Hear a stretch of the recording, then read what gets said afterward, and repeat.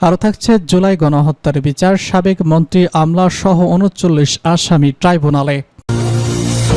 সর্বশেষ জানিয়ে দিব ব্রিটেনে সম্পত্তির মালিকানা ছাড়ছেন হাসিনা ঘনিষ্ঠ বাংলাদেশিরা। জুলাই গণহত্যার বিচার, সাবেক মন্ত্রী আমলা সহ ৩৯ আসামি ট্রাইব্যুনালে।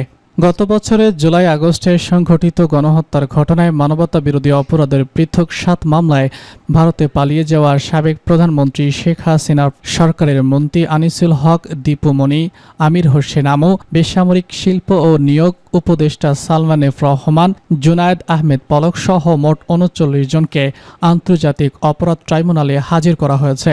এই ৩৯ জনের মধ্যে সাবেক আমলা এবং পুলিশ কর্মকর্তারাও রয়েছেন। রোববার কারাগার থেকে পিজোজ ভ্যানে করে তাদের আন্তর্জাতিক অপরাধ ট্রাইব্যুনালে আনা হয়।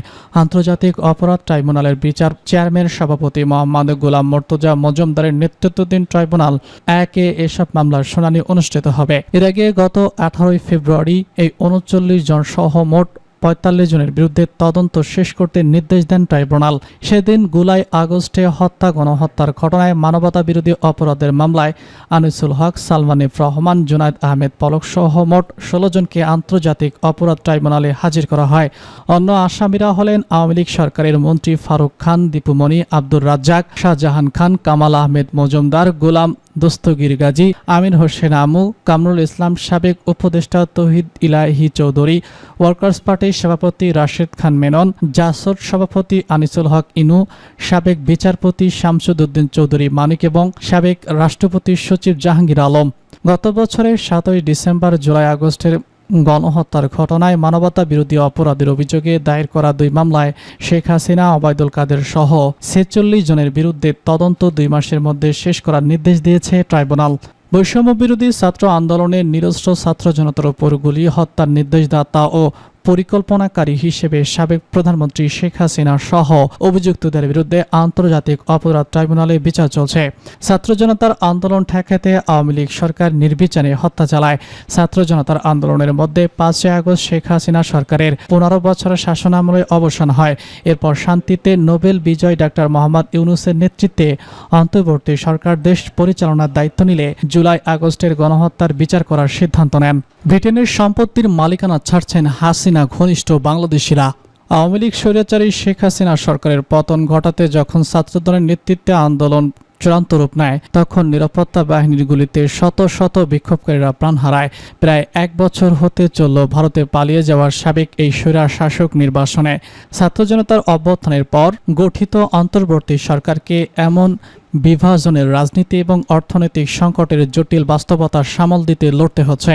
এমন প্রেক্ষাপটে লন্ডনের নাইট ব্রিজেসের কোনো দৃষ্টিনন্দন হাউস বা সারের কোনো নিলিবিলি রোডে অবস্থিত প্রাসাদ যেন অনেক দূরের বিষয় হয়ে মনে হতে পারে। তবুও এসব বিলাসবহুল ব্রিটিশ সম্পত্তি এখন বাংলাদেশের চলমান রাজনৈতিক এবং কূটনীতিক বিরোধী অভিযানের গুরুত্বপূর্ণ কেন্দ্রবিন্দু হয়ে উঠেছে।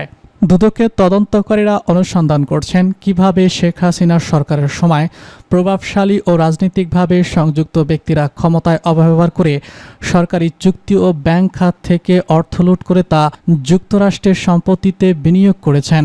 গত মে মাসে ব্রিটেনের FBI খ্যাত জাতীয় অপরাধ তদন্ত সংস্থা NBA ব্যবসায়ী এবং সাবেক MP সালমান এফ রহমানের পরিবারের সদস্যদের মালিকানা বিরোধী ৯০ বিলিয়ন পাউন্ড মূল্যের সম্পদ জব্দ করে। ব্রিটিশ গণমাধ্যম দ্য গার্ডিয়ানের আগের এক অনুসন্ধানে যুক্তরাজ্যে পরিবারের সম্পত্তির বিশদ তথ্য প্রকাশ পায়। এর ৩ সপ্তাহ পর শেখ হাসিনার সরকারের সাবেক ভূমিমন্ত্রী সাইফুজ্জামান চৌধুরী ১৭০ বিলিয়ন পাউন্ডের বেশি সম্পদ জব্দ করে NBA। গার্ডিয়ান জানায়, দায়িত্ব পালনকালে তিনি যুক্তরাজ্যে ৩০০টিরও বেশি সম্পত্তির মালিক হনের মাধ্যমে রয়েছে অ্যাপার্টমেন্ট থেকে শুরু করে প্রাসাদসমূহ হাউন টাউন পর্যন্ত।